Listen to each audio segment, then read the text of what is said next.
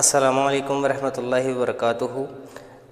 ہماری کلاس ہے، آپ دیکھ سکتے ہیں کہ مطالعہ پاکستان ہے، کلاس 9th کے لیے بھی ہے، پری 9th کے لیے بھی ہے، اور آپ جو بھی بچے یہ والی بک پڑھتے ہیں کلاس 9th مطالعہ پاکستان کی، تو ان کے لیے یہ لیسن ہے۔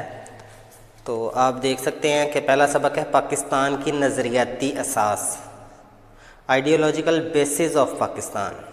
اس کا کیا مطلب ہے؟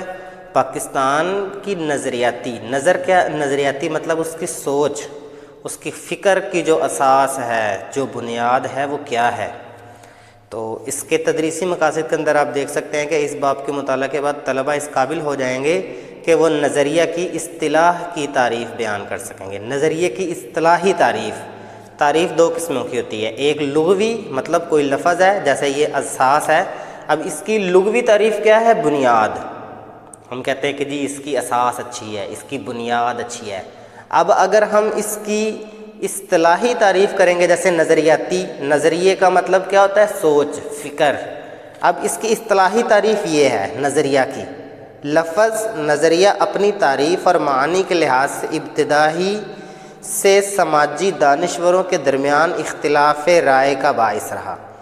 مختلف ادوار کے مکاتب فکر اور محققین نے اسے اپنے اپنے انداز میں بیان کیا ہے۔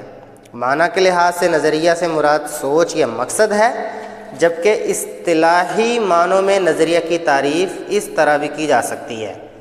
اب دیکھو یہ ساری قسمیں، یہ 1 2 3 4 یہ اصطلاحی اقسام ہیں، اور جو اس کی لغوی تعریف ہے وہ یہ ہے کہ مراد سوچ یا مقصد۔ اب کیا ہے کہ نظریے کو لے کر مختلف جو مکاتب فکر، یعنی مکاتب فکر کیا ہے؟ مختلف جو گروہ ہیں اور جو محققین ہیں، جو تحقیق کرنے والے جو لوگ ہوتے ہیں، یا جو سماج کے دانشور ہیں، ان کے درمیان اس بات کو لے کر اختلاف کا باعث ہی رہا ہے یہ بات۔ اب ہم نے یہ تو پڑھ لی اس کی لغوی تعریف، اب ہم نے اس کی اصطلاح کے اندر 4 تعریفیں ہیں وہ پڑھنی ہیں۔ کسی شے کو وجود میں لانے کے لیے ذہن میں جو سوچ، فکر اور نقشہ ابھرتا اور قائم ہوتا ہے اسے نظریہ کہلاتا ہے، یا وہ نظریہ کہلاتا ہے۔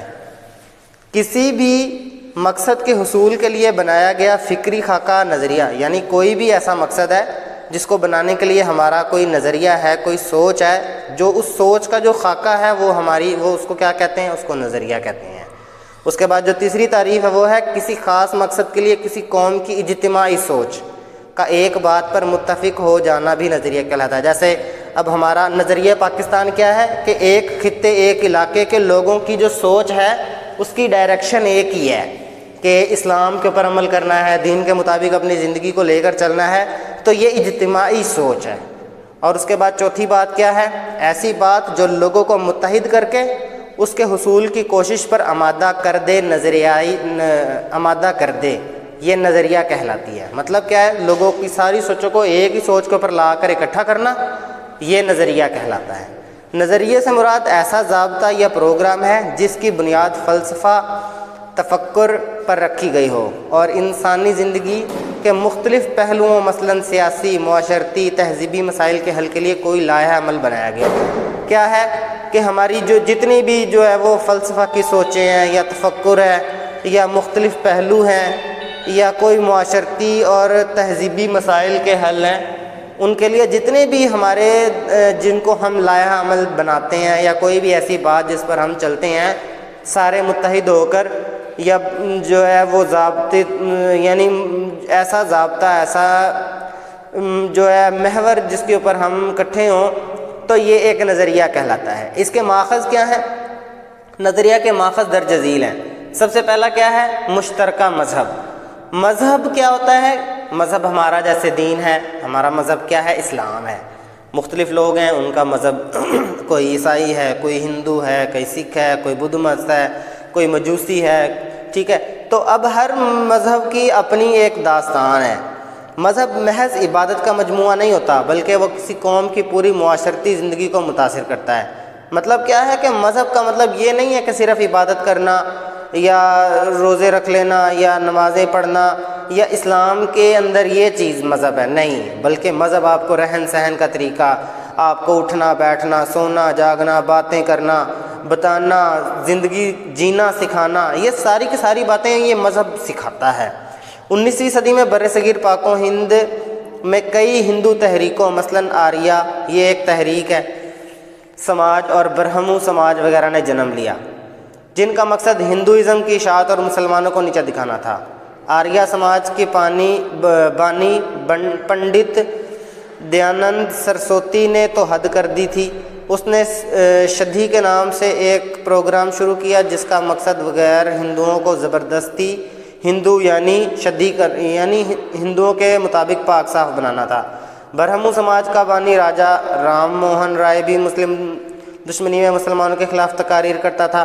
کانگریسی دور حکومت 1937-39 نے اس خیال کو مزید پختہ کر دیا کہ متحدہ ہندوستان میں مسلمانوں کے لیے اپنی مذہبی شناخت اور پہچان کو برقرار رکھنا مشکل ہو جاتا رہا۔ اب یہ ایک ماخذ ہم نے پڑھا ہے جس کے اندر آپ نے یہ دیکھا کہ مختلف قسم کے لوگوں نے مختلف باتوں کے اندر ہر بندے کو یہ بتایا کہ ہمارا مذہب ہے، اس کے اندر یہ بات ٹھیک ہے، اس کو اپناؤ۔